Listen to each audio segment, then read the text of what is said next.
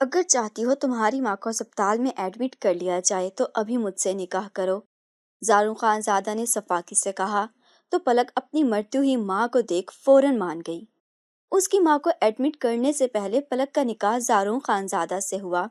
جب زارون نے اسے بازو سے کھینچتے کھڑا کیا، تمہاری ماں کا علاج ہو رہا ہے، اب تم اس نکاح کا حق پورا کرو۔ خباثت سے مسکراتے اس نے جو ہی پلک کے لبوں کو چھوا، اگلے ہی لمحے پلک نے اسے زور سے دھکا دیا۔ میں جانتی ہوں تم مجھ سے نفرت کرتے ہو، پر تم نفرت میں اتنے گر جاؤ گے، میں یہ ابھی بھی اتنا ہی کہا تھا۔ جب زارون نے اس کا منہ دبوچا، اماں تم ٹھیک ہو جاؤ گی، اماں سب کچھ ٹھیک ہو جائے گا، فکر مت کرو، اماں تمہیں بچانے کے لیے کچھ بھی کروں گی، جو مجھ سے بن پڑا ضرور کروں گی۔ پلک مسلسل روتے ہوئے اپنی ماں کو تسلی دے رہی تھی۔ آسیہ بیگم کی آنکھیں آدھ کھلی تھیں، ان کی آنکھوں سے آنسو بہہ رہے تھے۔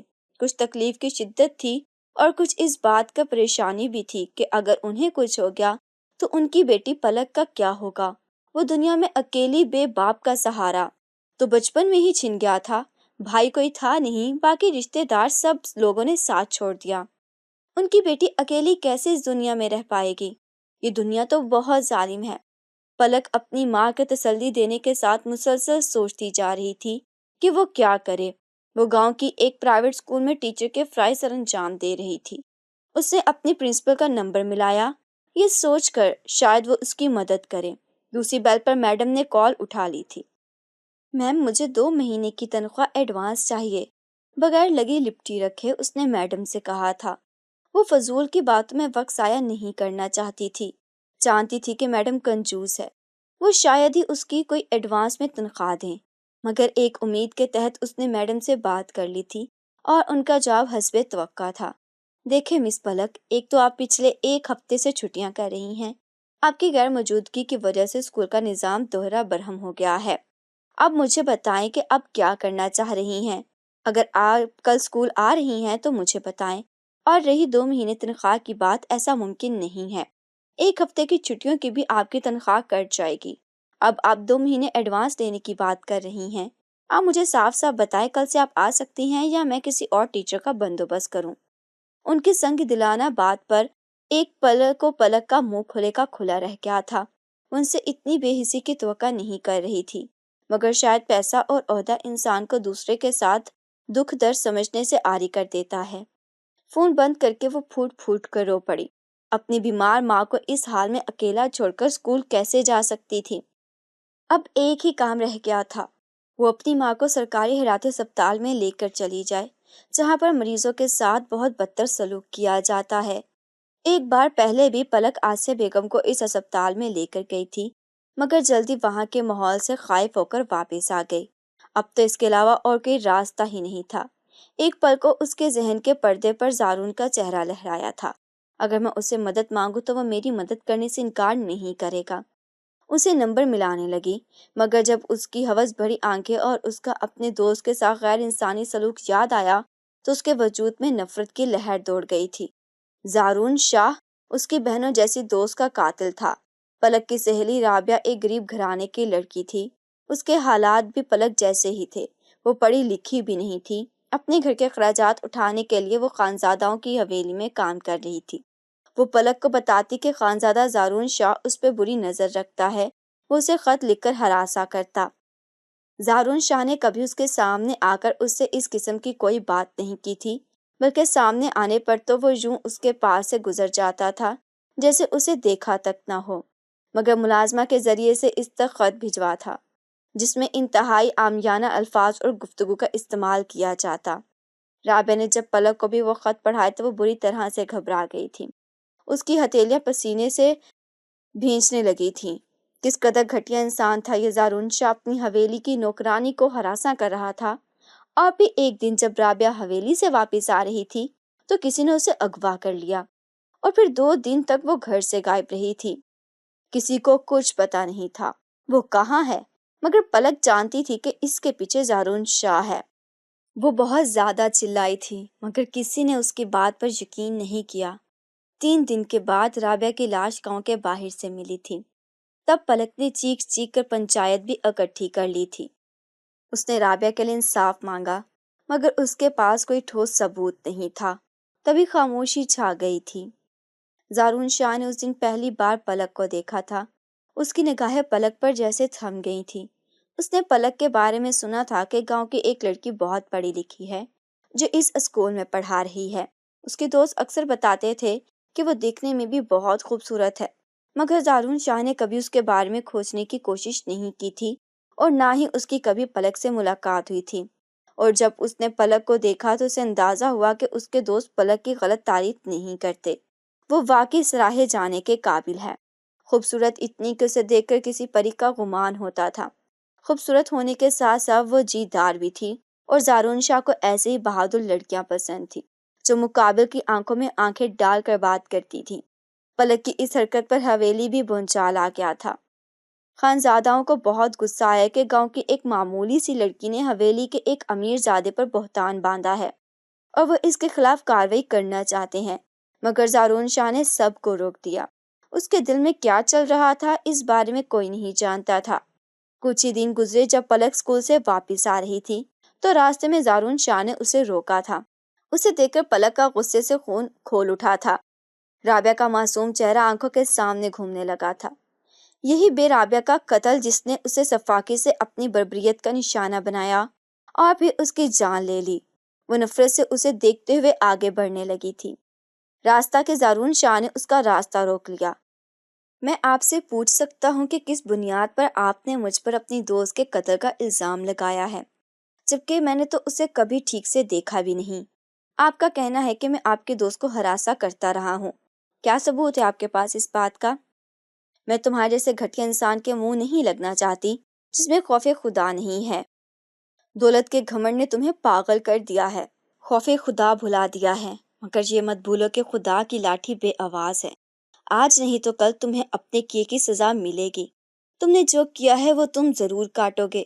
مجھے پورا یقین ہے کہ میرا رب رابعہ کے ساتھ کبھی بھی بے انصافی نہیں کرے گا۔ یہ بات کہہ کر وہ وہاں پر رکی نہیں تھی، وہاں سے چلی گئی تھی، اور زارون شاہ وہیں پر کھڑا کچھ سوچتا رہ گیا تھا۔ اس کے بعد زارون شاہ نے پلک کا تو پیچھا ہی کر لیا تھا، بار بار اس کے راستے میں آتا، اسے اپنی محبت کا یقین دلاتا، اور پلک اس سے دیکھ کر نفرت سے وہاں سے چلی جاتی تھی۔ پلک کو یقین تھا کہ زارون شاہ ایک ہوس پرست انسان ہے جس کے نزدیک عورت ذات صرف استعمال کی چیز ہے۔ اس نے پہلے رابعہ کو اپنی ہوس کا نشانہ بنایا اور اب پلک کے پیچھے پڑ گیا تھا۔ پلک کسی طرح سے بھی اس کے دام میں پھنسنے کے لیے تیار نہیں تھی۔ وہ اسے کال کرتا، وہ اسے نظر انداز کرتی رہتی۔ زارون شاہ اس کے گھر کے حالات کو بہت اچھے سے جان گیا تھا اور یہ بھی معلوم ہو گیا تھا کہ اس کی ماں بیمار ہے، اسے اچھے معالجے کی ضرورت تھی۔ تبھی وہ پلک کو کئی بار پیسوں کی آفر کر چکا تھا کہ ان پیسوں سے اپنی ماں کا علاج کرواؤ، مگر وہ ہمیشہ اس کی بات کو نظر انداز کر دیتی تھی۔ جانتی تھی کہ زارون شاہ اسے خریدنے کی بات کر رہا ہے اور پھر اس کا حال بھی رابعہ جیسا ہی ہوگا۔ اور اب جب اماں کی طبیعت بگڑنے لگی تو اس نے سوچا کہ زارون شاہ سے مدد لے لے، مگر پھر اس کی غیرت نے یہ بات گوارا نہیں کی تھی۔ آدھی رات کا وقت تھا جب آسیہ بیگم کی طبیعت بہت زیادہ بگڑنے لگی تو وہ مارے پریشانی کے بری طرح سے رونے لگی۔ کرے تو کیا کرے؟ باقی کا وقت اس نے دعائیں کرتے ہوئے کاٹا تھا۔ یا اللہ، یہ کیسی مصیبت ہم غریبوں پر نازل ہو گئی ہے۔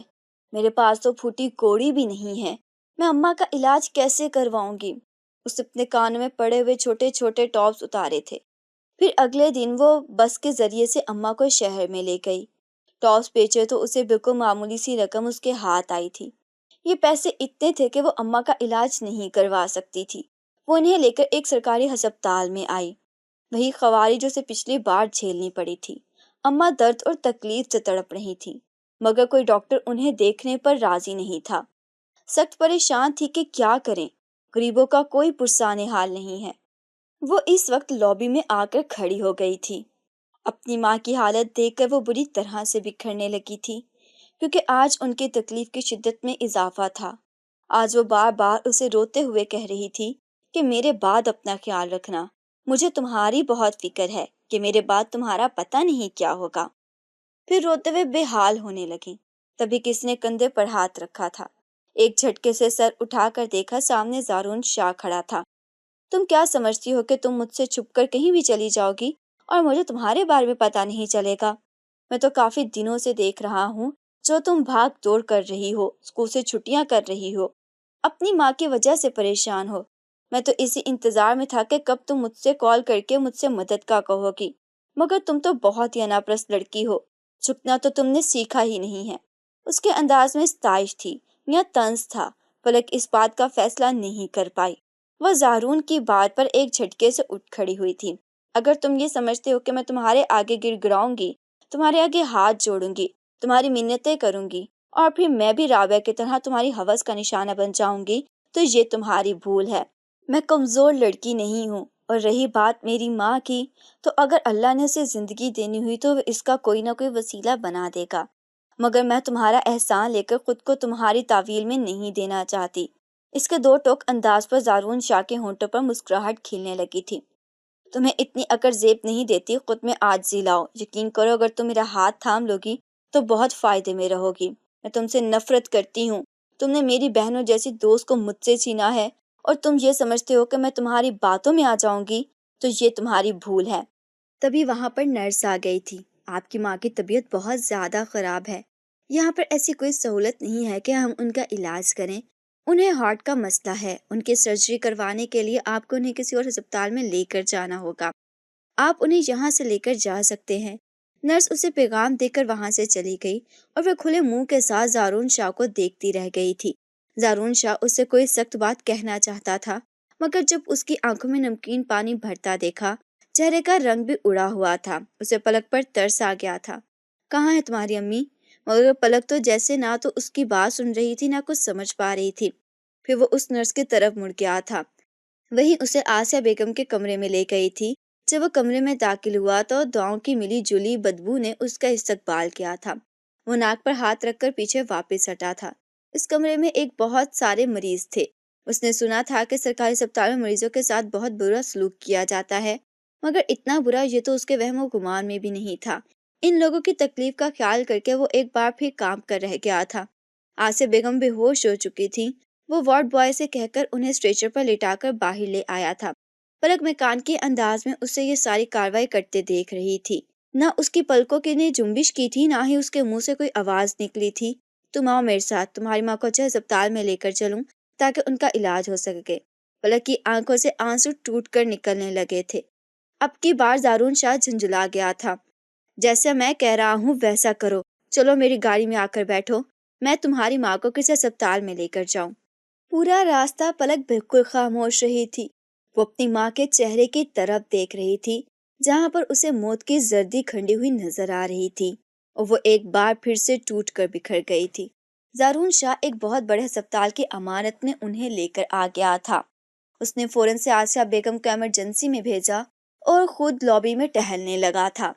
ایک مسلسل اپنی ماں کے لیے دعائیں کر رہی تھی پلک۔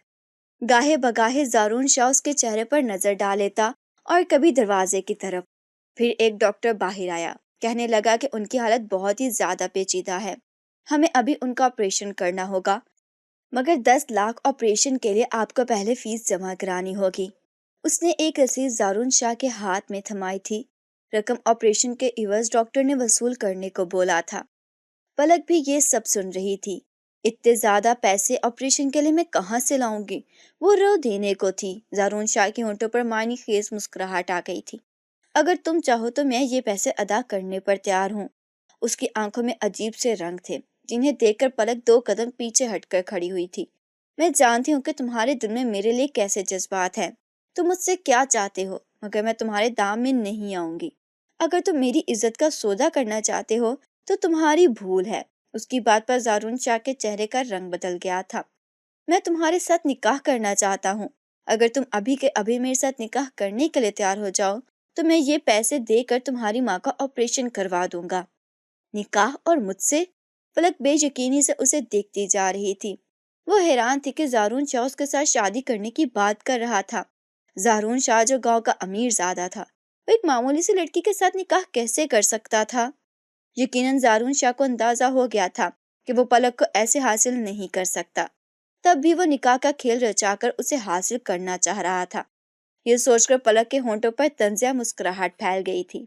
ٹھیک ہے، تم مجھے خریدنا چاہتے ہو تمہیں لگتا ہے کہ تم اپنی دولت سے کسی کو بھی مجبوری یا کسی کی بھی انسان کو خرید سکتے ہو تو تمہیں صحیح لگتا ہے۔ میں تمہارے ساتھ نکاح کرنے کے لیے تیار ہوں، مگر پہلے تم میری ماں کا آپریشن کروانے کے لیے انہیں یہ پیسے دو گے۔ میں نہیں چاہتی کہ میں اتنی بڑی قربانی دے دوں اور میری ماں بھی مجھ سے بچھڑ جائے۔ اگر دیر ہو گئی تو کچھ بھی ہو سکتا ہے۔ اس کی آنکھوں میں خوف چھلکنے لگا تھا۔ زارون شاہ نے اسی وقت کاؤنٹر پر آپریشن کے پیسے جمع کروا دیے تھے، ڈاکٹر کو آپریشن شروع کرنے کا کہا اور پھر اسے لے کر باہر نکلتا چلا گیا اور ایک قریبی مسجد میں آ گیا تھا۔ اس نے اپنے شہر میں رہنے والے ہی 2-3 دوستوں کو نکاح میں مدعو کیا تھا اور جو وہ پلک ظہیر سے پلک زارون شاہ بن گئی تھی۔ کتنی دیر تک وہ بے یقینی سے اسے اپنے یکدم بدلتی ہوئی زندگی کے بارے میں سوچ رہی تھی۔ اچانک سے سب کچھ تبدیل ہو گیا تھا۔ اس کے نام کے ساتھ زارون کا نام لگ گیا تھا، جس کے بارے میں وہ خواب میں بھی نہیں سوچ سکتی تھی۔ ایسا انسان جس کے ساتھ وہ دنیا میں سب سے زیادہ نفرت کرتی تھی، اب اسی کے ساتھ پلک کی شادی ہونے والی تھی۔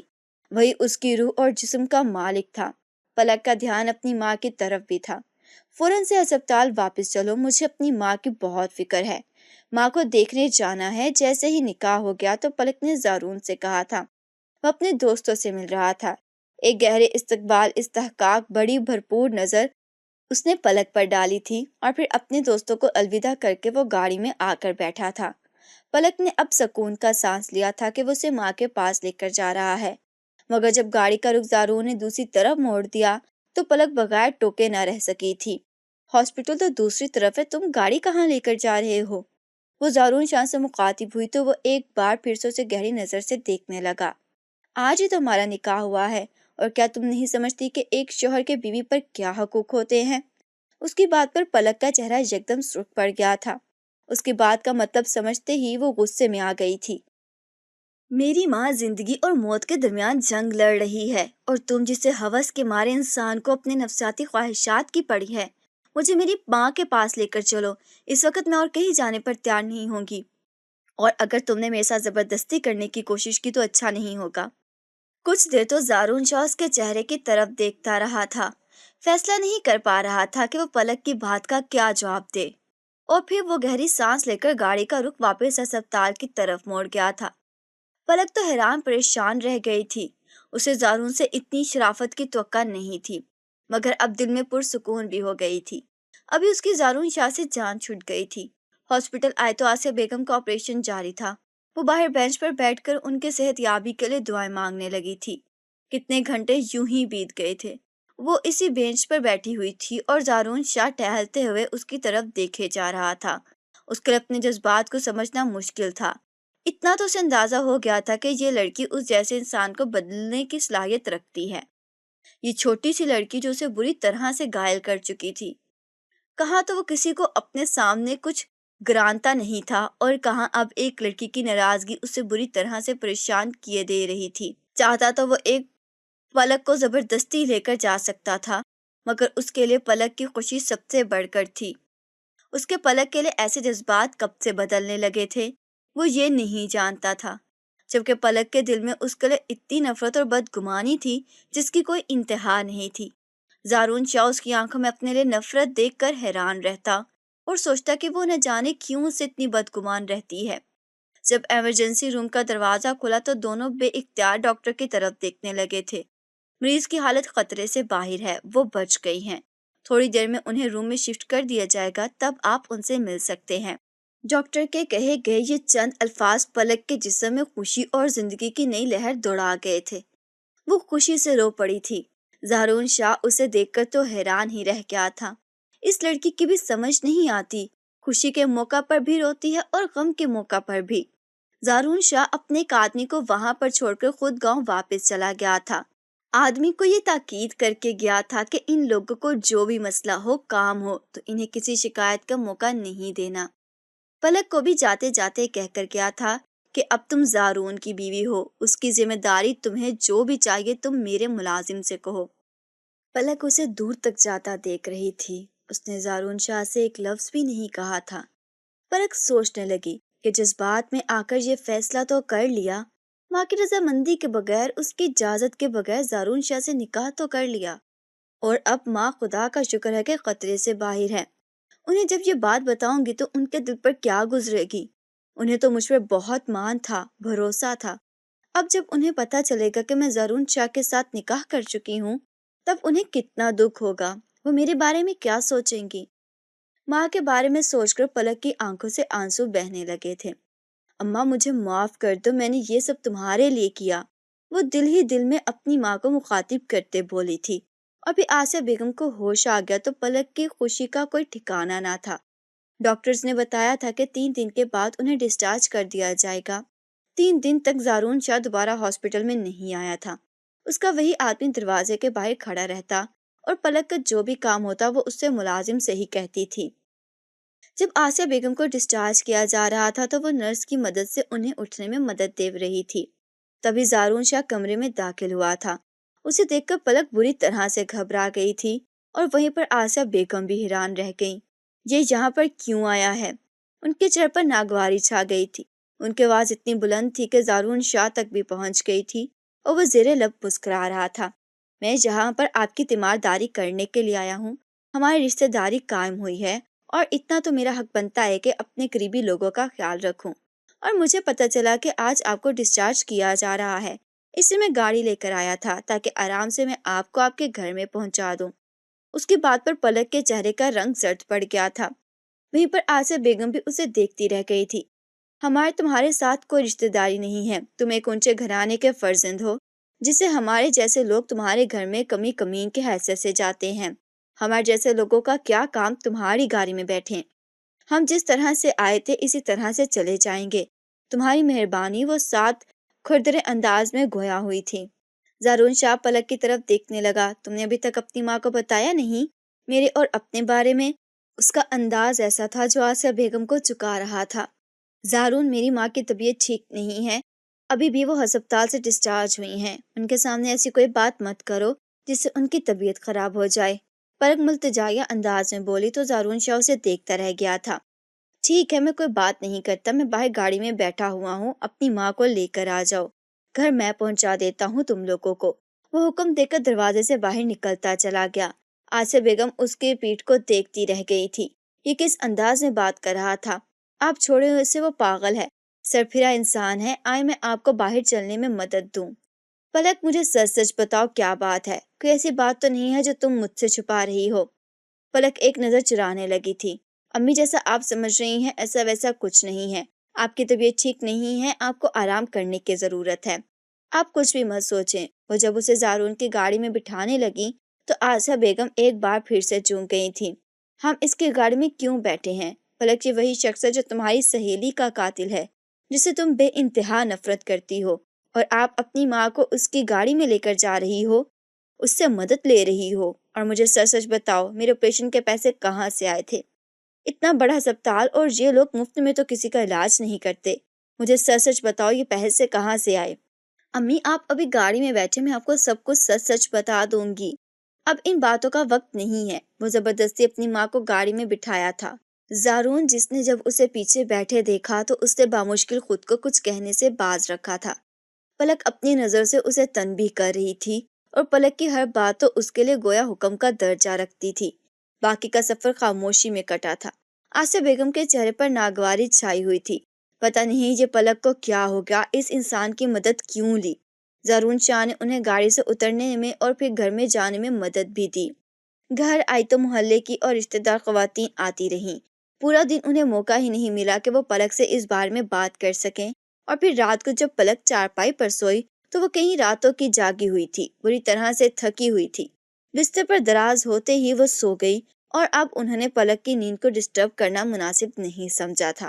اگلے دن پھر سے مہمانوں کا تانتا بند کیا تھا، اور آہستہ آہستہ جب زندگی معمول پر آتی گئی تو انہیں لگنے لگا کہ پلک کچھ بدل گئی ہے، پہلے جیسے نہیں رہی، ہر وقت کھوئی کھوئی سی رہتی ہے، نہ جانے فضاؤں میں کیا دیکھتی رہتی ہے۔ اور گھر میں جب انہوں نے 2 سے 3 بار زارون شاہ کو آتے دیکھا تو ان کا ماتھا ٹھنکا تھا۔ کچھ تو تھا جو ان سے اوجھل تھا، جس کے بارے میں وہ بے خبر تھی۔ آخر ایسی کون سی بات تھی جو پلک ان سے چھپا رہی تھی؟ آسیہ بیگم کا سوچ کر برا حال تھا، اور پھر اگلے دن انہیں اس بات کا جواب بھی مل گیا تھا، جب حویلی کی عورتیں چہرے پر ناگواری سجائے ان کو چھوٹے سے گھر میں داخل ہوئی تھیں۔ ان کے ہاتھ میں مٹھائیوں کے ٹوکرے تھے اور ماتھے پر شکنوں کا جال بچھا ہوا تھا۔ آسیہ بیگم دیکھ کر حیران رہ گئیں۔ حویلی کی عورتیں ان کے گھر میں اور مٹھائی کے ٹوکروں کے ساتھ، چہرے کے زاویے بگڑے، آخر یہ کیا ماجرا ہے؟ تب زارون شاہ کی امی گویا ہوئی تھی۔ تمہاری بیٹی نے زارون شاہ کے ساتھ نکاح تو کر لیا ہے، مگر اب دنیا دکھاوے کو اسے رخصت کرا کر اپنے گھر میں تو لانا ہے۔ پتہ نہیں کون سا جادو چلایا ہے تمہاری بیٹی نے زارون شاہ پر کہ ایک ہی ضد کی ہے کہ شادی کی تو پلک کے ساتھ کرے گا۔ نکاح تو ہو چکا ہے، اب رخصتی کی تاریخ کو دے دو، ورنہ تمہاری بیٹی خود ہی اٹھ کر میرے بیٹے کے ساتھ چل دے گی۔ اس سے بہتر یہی ہے کہ اسے عزت سے رخصت کر دو۔ ان کی بات آسیہ بیگم پر بجلی بن کر گری تھی۔ کیسی باتیں کر رہے ہیں آپ، پلک ایسا نہیں کر سکتی۔ جمیلہ شاہ تنزیہ مسکرا رہی تھیں۔ اگر ایسی بات ہے تو بلاؤ اپنی بیٹی کو، ابھی دودھ کا دودھ اور پانی کا پانی ہو جائے گا۔ اسے پوچھو کہ زارون شاہ کے ساتھ اس کا کیا رشتہ ہے، ساری بات تمہارے سامنے واضح ہو جائے گی۔ آسیہ بیگم اونچی آواز میں پلک کو پکارنے لگی تھی۔ پلک بھی جانتی تھی کہ اب اس کے ساتھ کیا ہونے والا ہے۔ اس کی ماں اسے ناراض ہو جائے گی اور اسے سچ بتائے بغیر کوئی چارہ بھی تو نہیں تھا۔ وہ زارون شاہ کے ساتھ شادی نہیں کرنا چاہتی تھی، مگر وہ اب اسے چھوڑ بھی نہیں سکتی تھی، کیونکہ زارون شاہ اپنی ملکیت میں آئی ہوئی چیز کو کبھی بھی اپنی دسترس سے دور جانے نہ دیتا۔ اور نہ تو وہ ایک لڑکی تھی جیتی جاگتی انسان جس کے ساتھ زارون محبت کا دعوے دار تھا، اور اب تو نکاح بھی کر چکا تھا۔ وہ اسے حاصل کر کے اپنی زندگی میں کیسے جانے دے سکتا تھا؟ اپنی ماں کے کمرے میں آئی تو سب لوگوں کی نظریں پلک کی طرف ہی مڑ گئی تھی۔ ماں کی آنکھوں میں شک اور تشویش تھی، جبکہ باقی لوگوں کی آنکھوں میں تمسخر، حسد اور غصہ نظر آ رہا تھا۔ فلک، یہ لوگ جو کہہ رہے ہیں کیا وہ سچ ہے؟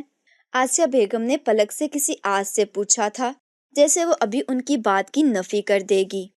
مگر جب پلک نے سر جھکائے ہوئے اس بات کی حامی بھر لی کہ یہ لوگ جو کہہ رہے ہیں سچ ہے، میں زارون شاہ کے ساتھ نکاح کر چکی ہوں، تب آسیہ بیگم پھٹی پھٹی آنکھوں سے اسے دیکھنے لگی تھی۔ باقی سب کچھ آنن فانن ہو گیا تھا۔ وہ لوگ اس جمعے کو رخصتی کی تاریخ لے کر وہاں سے چلی گئی تھی۔ آسیہ بیگم پھوٹ پھوٹ کر رو پڑی تھی۔ فلک کو اندازہ تھا کہ اس کی ماں کو بہت تکلیف ہوئی ہے، یہ سن کر کہ وہ کبھی بھی اپنی ماں کو تکلیف نہیں دینا چاہتی تھی، اور یہ سب کچھ جو بھی اس نے مجبوری کے تحت ہی تو کیا تھا۔ امی اس وقت حالات ہی ایسے بن گئے تھے کہ مجھے زارون شاہ سے نکاح کرنا پڑا۔ اس نے روتے ہوئے ساری بات بتائی تو آسیہ بیگم نے اسے پڑے دھکیل دیا تھا۔ تم یہ بات مجھے بتا تو سکتی تھی، یہ بات مجھ سے کیوں چھپائی؟ مجھے یہ بات دوسرے لوگوں کی زبانی معلوم ہوئی، اور اس انداز میں کہ مجھے ان سے زیادہ تم پر غصہ آ رہا ہے کہ تمہاری زندگی کا اتنا بڑا راز مجھے کسی اور سے سننے کو مل رہا ہے۔ کیسی کیسی باتیں کر رہی تھی وہ تمہارے بارے میں، کیسے الزامات لگا رہی تھی، اور زارون شاہ وہ تو تم سے محبت کا دعوے دار ہے، اپنے گھر کی عورتوں سے تو تمہاری عزت وہ کروا نہیں سکا، تو باقی دنیا سے کیا کروائے گا؟ آسیہ بیگم پلک سے بری طرح سے ناراض ہو گئی تھی۔ وہ انہیں منانے کی لاکھ جتن کر رہی تھی، مگر انہوں نے تو پلک سے بات کی، نہ ہی اس کی کوئی بات سننا چاہ رہی تھی۔ حویلی سے اس کے لیے بری بھی آ گئی تھی، جس میں زیور، کپڑے، سب کچھ تھا۔ زارون شاہ نے اسے یہ بھی پیشکش کی تھی کہ وہ جو چاہے اپنی پسند سے لے سکتی ہے۔ اسے شادی کا جوڑا پسند سے دلوانا چاہتا تھا، مگر پلک نے صاف انکار کر دیا۔ جب شادی میری مرضی سے نہیں ہو رہی تو باقی سب کچھ اگر میں اپنی مرضی سے نہ بھی کروں تو کوئی فرق نہیں پڑتا۔ ہر معاملے میں نے اپنی مرضی کی ہے، تم نے، اور یہ بھی اپنی مرضی سے لیا۔ دو ٹوکوں سیلے انداز میں بولی تو زارون شاہ کے لبوں پر مسکراہٹ کھل اٹھی تھی۔ تصور میں اس کا تپا ہوا چہرہ دیکھ کر وہ مسکرا دیا تھا۔ سوچنے لگا تھا جب پلک کو حقیقت معلوم ہوگی تو وہ بھی اس کو اپنے دل سے اس کی بدگمانی نکال دے گی، اور وہ بھی اسے ویسے ہی ٹوٹ کر محبت کرنے لگے گی جیسے زارون شاہ اس سے کرتا ہے۔ نہ جانے یہ اس کا وہم تھا یا یہ حقیقت میں بدلنے جا رہا تھا۔ پلک اسے اپناتی یا دھتکار دیتی، اس کا فیصلہ تو وقت نے کرنا تھا۔ رخصتی کا دن بھی آن پہنچا تھا۔ حویلی میں سے چند لوگ ہی اس کی بارات دے کر آئے تھے۔ جتنے لوگ بھی تھے ان کے چہرے کے زاویے بگڑے ہوئے تھے۔ جب پلک کی رخصتی کا وقت آیا تو سب آسیہ بیگم اس سے خود کے ساتھ لگا کر پھوٹ پھوٹ کر رو پڑی تھی۔ ان کی ساری ناراضگی آنسوں کی صورت میں بہہ نکلی تھی، اور پلک کا دل بھی اپنی ماں کی دعاؤں میں رخصت ہو کر ہلکا پھلکا ہو گیا تھا، اور اب وہ آگے کا لائحہ عمل تیار کر رہی تھی۔ اس نے سوچ لیا تھا کہ وہ اتنی آسانی سے زارون شاہ کو اپنے مقصد میں کامیاب نہیں ہونے دے گی۔ اتنی آسانی سے وہ اس کی دسترس میں نہیں آئے گی۔ جب اس اجلا عروسی میں پہنچایا گیا تو سب سے پہلے اس نے اپنی عروسی لباس تبدیل کیا تھا اور بھی ایک ایک کر کے وہ زیور اتار رہی تھی۔ جب دروازے کے باہر قدموں کی چاپ سنائی دینے لگی تو اس کا دل زور زور سے دھڑکنے لگا تھا۔ وہ جان گئی تھی کہ زارون شاہ کمرے میں آ رہا تھا اور اب اگر وہ پلک کو اس روپ میں دیکھتا تو یقیناً غصہ ہو جاتا، جھنجھلا جاتا اور اسے بے سکون کرنے کے خیال سے پلک مسکرا دی تھی۔ ایسا ہی ہوا تھا جیسا پلک نے سوچا تھا۔ زارون اسے سادہ روپ میں دیکھ کر دل ملانے لگا تھا۔ کیا کچھ نہیں سوچا تھا میں نے آج کے حوالے سے؟ تمہارا گھونگھٹ اٹھاؤں گا، تمہیں منہ دکھائی دوں گا، تمہاری تعریف کروں گا، مگر یہ کیا کہ تم نے اتنا سجنا سورا روپ مجھے دکھایا نہیں، میرا انتظار تک نہیں کیا۔ وہ غصے سے دھاڑنے لگا تھا اور پلک محظوظ سے انداز میں اسے دیکھتی رہ گئی تھی۔ اور یہ تو شروعات ہے زارون شاہ، تم نے مجھے زبردستی اپنی زندگی میں شامل تو کر لیا ہے، مگر وہ اس کی محبت کو ترسو گے تم۔ جتنا وہ اس کے دل میں اپنی محبت پیدا کرنے کی کوشش کرتا، اسے اپنے قریب کرتا، وہ اتنا ہی اس سے دور بھاگتی جاتی۔ زارون شاہ کی محبت جیسے اس کے لیے کوئی اہمیت ہی نہیں رکھتی تھی۔ وہ یہ سوچ سوچ کر پریشان تھا کہ آخر ایسا کیوں تھا، کیوں پلک اس سے اس قدر نفرت کرتی تھی، اسے بدگمان تھی۔ پلک کو ایسا کیوں لگتا تھا کہ رابعہ کا قاتل زارون شاہ ہے، جبکہ اس نے تو رابعہ کو نظر بھر کر دیکھا تک نہیں تھا۔ پلک اتنا بڑا الزام بغیر کسی ثبوت کے زارون شاہ پر کیسے لگا سکتی تھی؟ حویلی کی عورتوں کا پلک کے ساتھ رویہ بہت خراب تھا۔ پلک جیسے کتنی ہی لڑکیاں حویلی میں ملازمہ کی حیثیت سے کام کرتی تھیں، اور پلک بھی ایک معمولی لڑکی تھی جسے زارون شاہ نے حویلی کی مالکن بنا کر لے آیا تھا، اور یہ بات باقی عورتوں سے برداشت نہیں ہو رہی تھی۔ وہ اعلیٰ نسب تھی، دولت، روپے، پیسے کی کسی چیز کی کمی نہیں تھی۔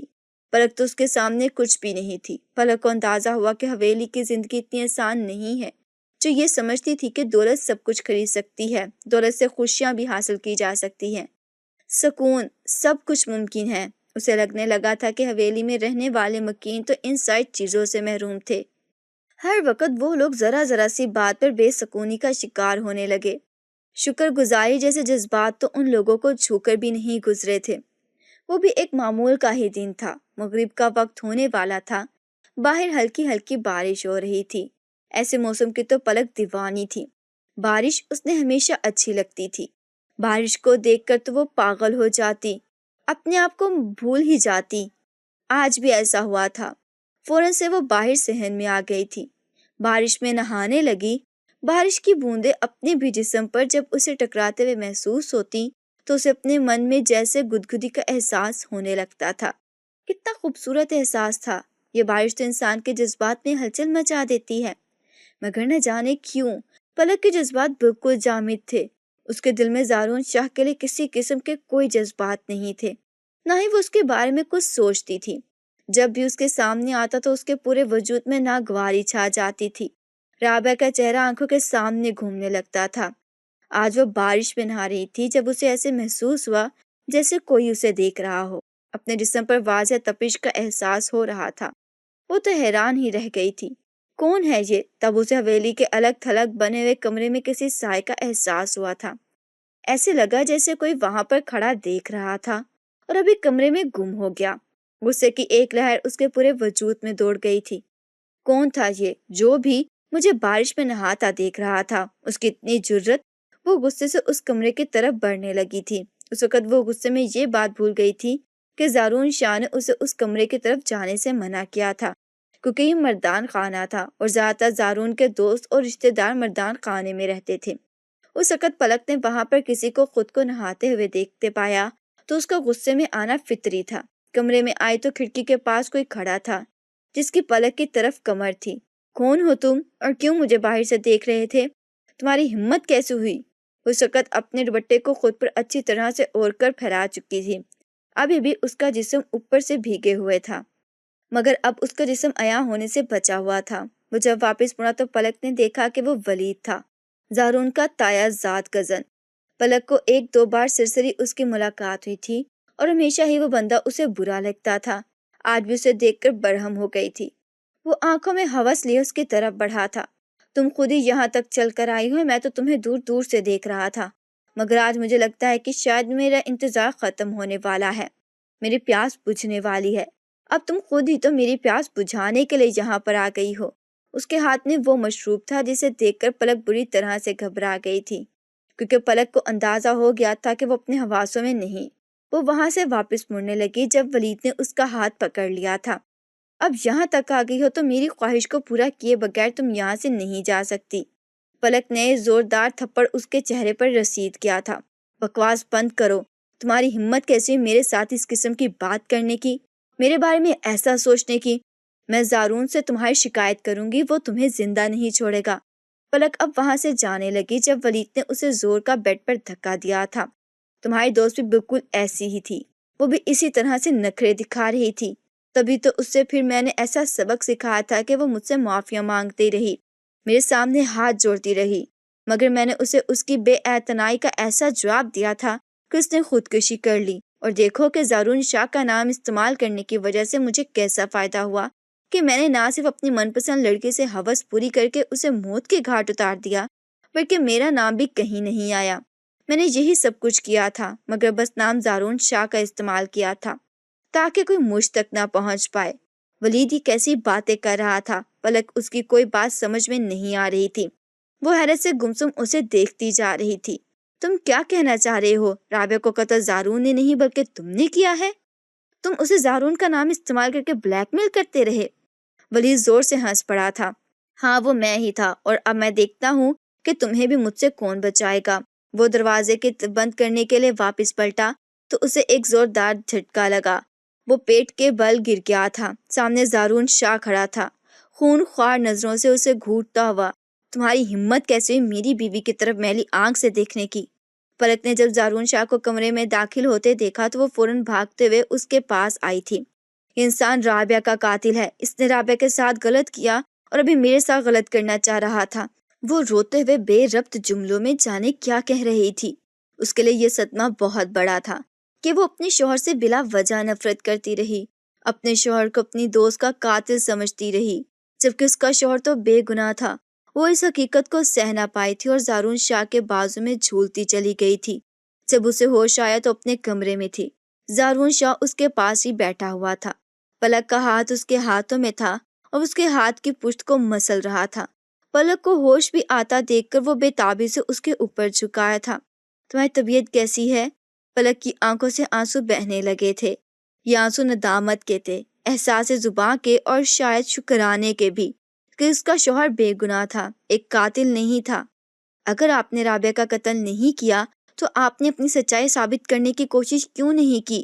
آپ نے مجھے کیوں نہیں بتایا کہ یہ سب آپ نے نہیں کیا؟ زارون گہری سانس لے کر رہ گیا تھا، کیونکہ میں خود اس بارے میں نہیں جانتا تھا کہ یہ سب کس نے کیا ہے، کون ہے وہ جو میرا نام استعمال کر رہا ہے۔ میرا کبھی ولید کی طرف دھیان ہی نہیں گیا۔ حویلی میں ولید کے علاوہ اور بھی بہت سارے لوگ رہتے ہیں جو کم و بیش ولید جیسی ہی ذہنیت کے مالک ہیں۔ میں کسی کے بارے میں بھی وثوق سے نہیں کہہ سکتا تھا، اور کل اتفاق سے میں اس طرف آ نکلا تھا۔ ملازمہ نے تمہیں مردان خانے میں جاتے ہوئے دیکھ لیا، اسی وقت میں گھر آیا، تم کمرے میں نہیں تھی۔ ملازمہ جب مجھے بتایا کہ تم مردان خانے میں گئی ہو تو تب میں وقت ضائع کیے بغیر وہاں پر آ گیا تھا۔ خدا کا شکر ہے کہ میں جلدی پہنچ گیا، ورنہ نہ جانے کیا ہو جاتا۔ تمہیں کبھی اب میں تمہیں دوبارہ اس گھر میں نہیں رکھ سکتا۔ زارون شاہ پلک کو اور اس کی ماں کو لے کر شہر میں آ گیا تھا، اور خوبصورت سا گھر لے کر وہاں پر اس نے پلک اور اس کی ماں کو شفٹ کیا اور خود بھی شہر میں رہنے لگا۔ کبھی کبھار وہ گاؤں میں جاتا، اس کی ماں بری طرح سے روتی چلاتی، تمہاری بیوی نے تمہیں ہم سے چھین لیا، ہم سے دور لے کر چلی گئی ہے۔ زارون شاہ انہیں سمجھانے کی کوشش کرتا کہ اس سب میں پلک کا کوئی قصور نہیں ہے، اس نے مجھے کسی بات کے لیے مجبور نہیں کیا، میں خود ہی اسے لے کر گیا ہوں، کیونکہ میں نہیں چاہتا کہ پہلے جس طرح ولید نے اس کے ساتھ غلط کرنے کی کوشش کی، کل کو کوئی اور بھی ایسے جرت کرے، اور اگر کسی نے میری بیوی کی طرف میلی آنکھ سے بھی دیکھا تو میں اس کی جان لے لوں گا۔ اس لیے میں یہاں سے چلا گیا، کیونکہ میں کچھ بھی غلط نہیں کرنا چاہتا۔ زارون کو اندازہ تھا کہ حویلی میں پلک کے ساتھ کیسا سلوک کیا جا رہا ہے، تبھی اس نے اسے اپنی ماں بہنوں سمیت سب سے دور کر دیا تھا۔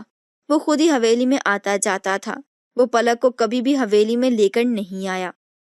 گو کہ اب جب سے اس کے 2 جڑواں بیٹے ہوئے تھے تب سے حویلی کی عورتیں پلک کو حویلی میں لانے کے لیے مچل رہی تھیں، مگر زارون ابھی ایسا کوئی کام نہیں کرنا چاہتا تھا۔ اس نے حویلی میں واپس آنے کا فیصلہ پلک پر چھوڑ دیا تھا، اور پلک بھی نہ جانے کیوں حویلی کے نام پر سہم جاتی تھی، اور زارون کبھی بھی اس کے ساتھ زبردستی نہیں کرنا چاہتا تھا۔ جب بھی حویلی والوں کا بچوں سے ملنے کو دل چاہتا تو وہ